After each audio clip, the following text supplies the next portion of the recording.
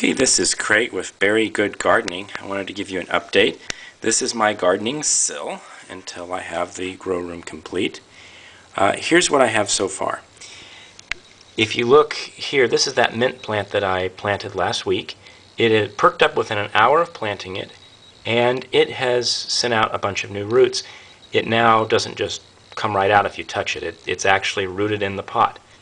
The strawberry that I got at the same time had that runner that had never actually been in soil, but I put it in and it appears to be growing. In fact, there seems like there's a new leaf there, and I don't remember that being there. If it was much smaller. So it's growing. This is English lavender. I had this growing outside. It's going dormant now for the winter. There are only a couple branches left that were still good, and so I went ahead and took some cuttings before I couldn't, and I just put them in water to see if they'd root. I've had a success with tomatoes in water before, so I thought I'd just try this. Now I could have put it in dirt, but I'm kind of limited on my space here, and I thought, you know, the less dirt right now the better, so I just would try this, and I could watch it too to know if they're dying or if they are rooting. Once they start putting out some roots, I can move them. Next, I have some experiments. Now, I have grown tomatoes from cuttings before.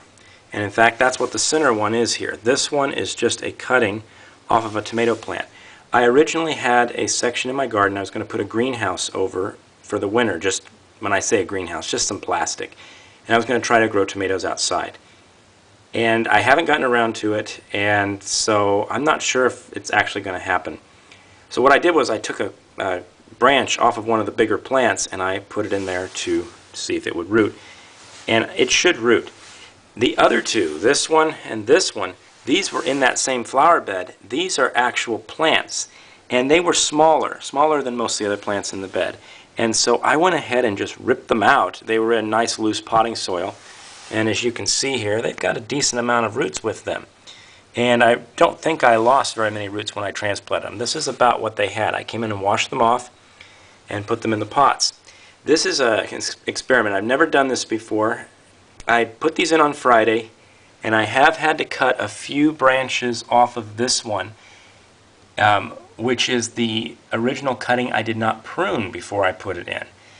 This one I cut back, cut off the edge of the tips of the branches like that, to try to avoid transplant shock. On this one, I have actually, I don't think I've had to. Maybe I have had to cut one or two off, but not very much. I've had to cut more off of the one that I did not cut back in the beginning. So I thought that was interesting. I don't know if this will work, putting them from soil to water and then transplanting them back after they grow a little bit from water back to soil when I get up to the grow room. But I thought this was temporary and just see how it works. I can always start tomatoes from seed or work off of this cutting. These three are all the same tomato, which is a cherry tomato. And I also was trying something from Ray with this, with his experiment over at the Voodoo Garden of putting more dirt and building up the dirt around the tomato plant and causing more roots to come out. Well, I'm trying it with water. So before, like as an example here with this tomato plant, the roots, this was where the ground level was. So now I'm making it wet up to this point here to see if I can get roots to come out of the side before I actually put it in a pot.